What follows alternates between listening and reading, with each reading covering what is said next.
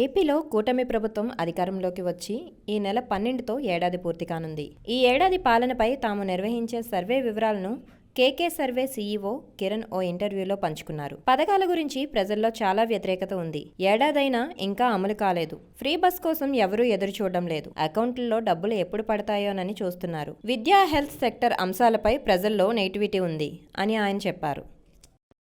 ఇంకా ఇంప్లిమెంట్ అవ్వలేదు కాబట్టి ఆ విషయంలో ఎక్కువ మాట్లాడుతున్నారు. పథకాల గురించి బాగా నెగిటివిటీ ఉంది సార్. అంటే ఎందుకంటే టైం 1 year గడిచిపోయింది. ఇంకా ఇది ఇస్తారంటారు, రేపు జూన్ అంటున్నారు, జూలై అంటున్నారు, అట్లా పెరుగుతుంది కాబట్టి ఎలా వినిపిస్తుంది వాయిస్? అదేమని చెప్పి వాయిస్ ఏంటంటే ఆబ్వియస్లీ మిక్స్డ్ ఒపీనియన్ సార్. మామూలుగా అవైలబిలిటీ, ఎమ్మెల్యే పనితీరు ఇక్కడ నెగిటివిటీ ఉంది. పథకాల గురించి వచ్చేసరికి డిలే కూడా. ఇప్పుడు మెయిన్ ఏంటంటే ఎడ్యుకేషన్ సంబంధించినవి కానీ ఇప్పుడు ఒక్కొక్క పథకం మీద నెగిటివిటీ ఒక రకంగా ఉంటుంది సార్. ఫ్రీ బస్ అనుకోండి, ఫ్రీ బస్ కోసం జనాలు ఏం వెయిట్ చేయట్లేదు. బట్ పథకాలు ఇచ్చేటువంటి మామూలుగా మనకు అకౌంట్లో పడే ఎడ్యుకేషన్ సంబంధించినటువంటి కానీ డిఎస్సి సంబంధించిన ఉద్యోగస్తులు కానీ ఈ డైరెక్ట్ ఇంపాక్ట్స్ అనమాట. వీటి మీద నెగిటివిటీ బాగుంది.